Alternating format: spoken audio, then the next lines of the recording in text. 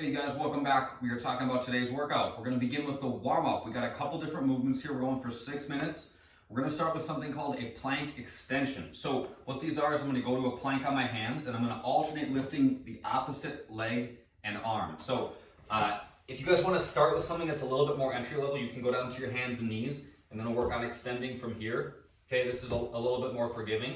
If you want to go to the full plank extension, you can go to a plank, maybe go to about shoulder width with your feet. Opposite hand and arm, lift up. Opposite leg and arm, lift up, and then come back down. So each time you lift up is one, then come back down and switch. Second thing we're doing is some movement stolen from the weightlifting world. We're gonna do a 1 1/4 squat, it's called.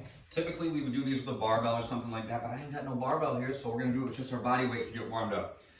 I'm gonna sink down into the bottom of a squat. I'm gonna lift up about 1/4 of the way, and then come back down, and then stand back up. The trick is to not let myself lose tension as I do this. So belly's tight, I'm gonna squat, get down to the bottom, come up about 1/4 of the way, then back down, and then up. That's 1. That's 2, gonna do 7 of them, okay? The second and last thing is no arm sit-ups. So arms just go across our chest. We lay down, touch our shoulders to the ground, then come up, touch our elbows to our knees. Last is just jumping jacks, pretty standard. Feet together, feet jump apart, hands clap overhead, always a good time. The workout, we're gonna start with the equipment version. It's gonna be Manmakers to start, probably the douchiest name for a dumbbell complex, but I'll explain what this whole thing means. It's a combination of a bunch of different movements, okay? I'm gonna start with the dumbbells. At about shoulder width, all right? I'm gonna go to a plank on the dumbbells. I'm gonna do a row on the right, I'm gonna do a row on the left, then I do a push-up on them. I jump my feet between them, do a squat clean into a thruster. That's a lot. So here's what it's gonna look like. I start in a plank, okay? Remember that when we row with the dumbbells, we're thinking about this being the motion that we use, okay? We're not doing this, all right? So even though I'm vertical right now and I'm horizontal in a second, this is the motion, right? The dumbbells come to like the bottom of my ribs. That's what I'm going for. So I get into a plank, okay? I row on the right, row on the left, do a push-up, trying to touch my chest to the ground. Come back up. Now I jump my feet between the bells. Okay, from here, I got my hips down pretty low so that my back's as flat as possible. I'm gonna open up my hips, catch in a full squat, and then stand and press. Okay, so it's a row on each side. Row right, row left. Push-up. Jump your feet between the dumbbells. Okay, so I'm here. Open up your hips, catch in the bottom of a squat, and then stand and press. That whole complex is one Manmaker, okay? Sorry about the name.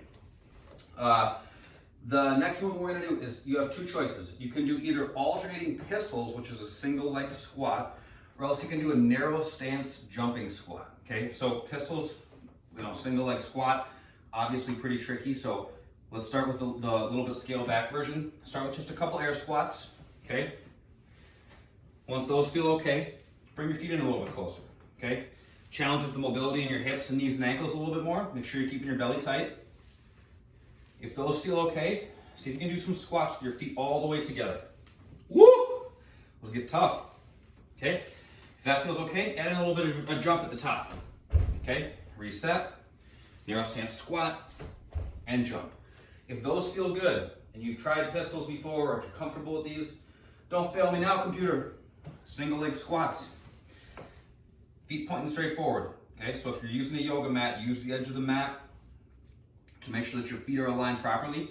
Same mechanics as any other squat. We want our knee in a stable position, okay? Meaning we want it tracking out, not coming in, all right? So I'm gonna brace my belly, other leg straight out in front of me. I'm gonna keep tight, slowly descend, keep that other foot up off the ground, and then stand back up to finish. I'm just going back and forth between reps here. Last thing we're doing is 20 seconds in a handstand hold or a decline plank. Don't really have a great place for a handstand hold in here that you can see from here. What I want you guys to do to start is this. Bring your feet together, lock your knees out, squeeze your belly, and then put your hands up overhead like you're trying to push the ceiling away from you, okay? This is an upside down handstand hold. My belly's tight, my quads are active, my butt's flexed, my legs are together, my whole body is organized, okay? I'm not just kind of like hanging out, getting sloppy here. It's a tight pike position. Everything's on tension in my middle. You can do the handstand one of 2 ways. You can kick into it. You can walk your feet up the wall. If you don't want to ruin your nice walls, make sure you wear socks. Make sure you wear clean socks. And if the handstand is too much, you can do a decline plank hold where you walk your feet up maybe a few steps. Maybe you put your feet on the edge of the couch. Okay, we're just changing the angle of the plank. So typically a plank would be something like this. My feet are down here, my shoulders are up here. We're now gonna go to a decline. Okay, so just changing the position a little bit, which just gradually changes the loading of the shoulders as you get into that position. So find the challenge that's right for you. If you have questions on how to make this appropriate for you, or if you're just really struggling, hit me up and let me know, okay? Once we get done with that, I'm sorry, the body weight. How could I skip the body weight version? The body weight version is gonna be 6 strict burpee tuck jumps instead of the man maker. So I go to a plank, do a push-up. When I come back up, I'm gonna jump and tuck my knees into my chest. So strict burpee, tuck jump. Okay, 6 of those. The alternating pistol or jumping narrow stance squat remains the same. 20-second handstand hold or decline plank hold remains the same. The burpee is just the replacement for the man maker for the body weight version. When we get done with that, we're doing 90 seconds of max hollow rocks. That's the fun for today. So hollow rocks are squeezing our belly as tight as we can get and then just gently rocking forwards and back. It's one of those movements that looks like it should not be that hard, and then you get like 20 seconds in and they're hard, they're challenging, so try to keep as tight as you can. All right, full hollow rocks look like this. My feet are together, my belly and butt are flexed. I'm just gently rocking forwards and back on the small of my back.